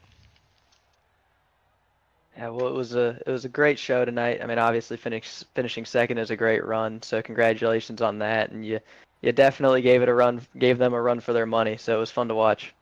Yeah, I had a great time. It was a lot of fun. There was a lot of close battles up in the top 5 or so for most of the night. It was a lot of side by sides and people like 1 to 2 tenths away from each other, just riding around a lot of times battling. So it was a lot of fun. So next week we are on our All-Star break, and we'll happen to be at Rockingham. So that's hometown track for you, right? A little backyard racing. I would suspect I will be here to race it. Yeah, I hope so. I'll have a kid due next week. So that's right, you do. We'll see. Well, I'm sure your child will just wait it out so Dad can race at Rockingham. So tell him to pop back in there and let me race. Wait till after. You got it. All right. Shout outs tonight, Ty. Oh yeah, shout out to y'all. Shout out to everybody we raced with, and shout out to all SEM group. Had a tough loss today. We lost a good friend Bobby, so shout out to all them, and just it's always a great time getting together and having fun. Just try to keep everything into perspective. Absolutely. All right, that's your second place finisher tonight, Ty Bostic. Let's move on to bring in the booth our winner, Mr. Chuck Van Scoik. Chuck, congratulations on that win. Thanks, guys. That was we saw you charge up to the front, and really just an absolute fun battle to watch, both you and Nathan through those last 75 laps. Yeah, I hate this track. I'm not being like, what do they call that? Modest whatever. I literally qualified, and I had a very bad race in my other league at Kansas, blowing tires. So I said, I'm just going to take it easy. And by taking it easy, I found something there on the long run. And, I think all my tires, no matter what run, how long the laps were, they were in the high 80s. So I definitely found something there with the right time to shift and get down, and just being able to accelerate out of 2 and not worry about my back end coming out was huge, because Nathan was fast, Ty was fast, but everyone, and in the beginning, Horton was up there with us, and I would just sit back and keep going, and then coming out of 2, they'd get a little loose, and then I would make my run, get under them, and work on the pass in the next 1 and 2, because being up more than like 2 lanes in 1 and 2 was not fun. Well, Chuck, you executed the long runs really, really great tonight. And obviously, towards the end, we had caution after caution, breaking it up into shorter runs, which all night we thought Nathan was the strongest short run car. Kind of what adjustments did you make, both, lane choice and keeping the air off his nose did you make? And then also just kind of how you were driving the car, what changes did you make there to make sure you were able to stay up in the front on those restarts? Just protecting the bottom. I didn't care if they got on the outside of me, because 1 and 2 I was much faster on exit. So and then also figuring out that you could start in first gear. I had 1 restart, because I'm the previous restarts I was behind somebody, so I never really pushed behind because of checkups. And I finally get the lead, and I start in second. I get a little jump, and then 2 cars go flying by me, and I was like, oh, that's not the right gear. So after that, the restarts were good.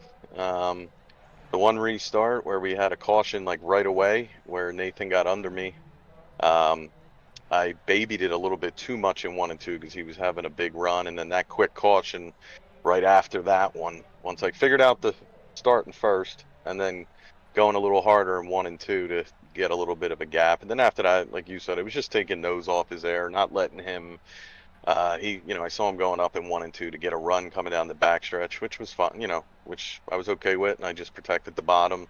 As long as I was able to keep some type of side draft on really anyone going into 1 and 2, I was going to take the spot back. Well, Well, you executed congratulations. it all very well tonight, and it was very fun to watch you, one, come up through the field on those long runs, and then two, make sure that you were able to hold them off at the end. So very, very well done, and congratulations. Thank you, man. Absolutely. All right, so there shout outs tonight. Yeah, obviously. Gibson in the league. I keyed up before the race and said, I'd be able to help. I know there was a couple ideas thrown around. Go Race and Diecast would be willing and able to do anything to help out. Obviously, you guys at IWM for putting on a great broadcast again. I watch them afterwards. Not the ones I get destroyed in, but this one I'll probably watch later. And then my teammates, man. Aiden was fast. I mean, all the guys at Goat Racing were fast. It just sucks being in, with Elliott putting on such a good league and high car counts. You're just unfortunately going to get caught up in some stuff. I've been caught up in enough. But I guess it was Ryan, Maurice, and Sammy's turn tonight. So I'll take it back over tomorrow or next week or the following. Because that's usually how it goes. And then obviously every time I win, Goat Racing 23 is the promo code, 20% off all orders until the green flag drops next Wednesday. I believe you said we're at the All-Star race. So 9 o'clock next Wednesday, that promo code will expire and go back to 10%. So you got 20% off currently right now. And congrats to Luke. I'll be getting with him. And he won the custom diecast. And I just got word that Lilith and Chris's are done or will be done this week, so they'll have them. Hopefully we get some pictures and get them up, and so we can display them a little bit. But other than that, great race by everyone else. Good runs by Ty and Chris. All right. Congratulations to Chuck on the win here at Texas, and just a great race, Jordan. Just from a wrap-up perspective, some good racing, good competition, and fun to watch. Yeah, it was a great race. I mean, top three definitely showed their strengths at the end, but overall, I mean, there were 5 or 6 cars I felt like all night that could really contend at any given moment if a break fell their way. Obviously, condolences to everybody affected by the passing of Bobby Gibson. You always hate to hear whenever things like that happen. And obviously, thoughts and prayers go out to his family and everyone affected by his passing. But these guys put on a great show tonight, and it's always a pleasure whenever you invite me up into the booth to commentate. These guys do a great job week in and week out of demonstrating how to race clean, respectfully, and overall, just put on a great show. Well, thank you. We appreciate you joining us here. It's been fun these couple of weeks, and hopefully we'll do it again soon. All right, folks, that's it for tonight here on the IWM Broadcast Network. Again, if you take this opportunity to like and subscribe, you'll be up to date on other events that we have. We thank you for tuning in tonight. Tomorrow night, we will be at Talladega for the INRS Racing Series. Jordan has a chance to get a whole lot of cash. There's a $500 for Jordan if he is able to win that race. So we'll be keeping our eye on Jordan tomorrow night. And next week we will be at the All-Star race here in the Tech4Troops Cup Series. Goat Racing Diecast in Rockingham. That'll be a fun race for these drivers. So for Jordan and myself, we thank you for tuning in, and we'll see you next week. Good night.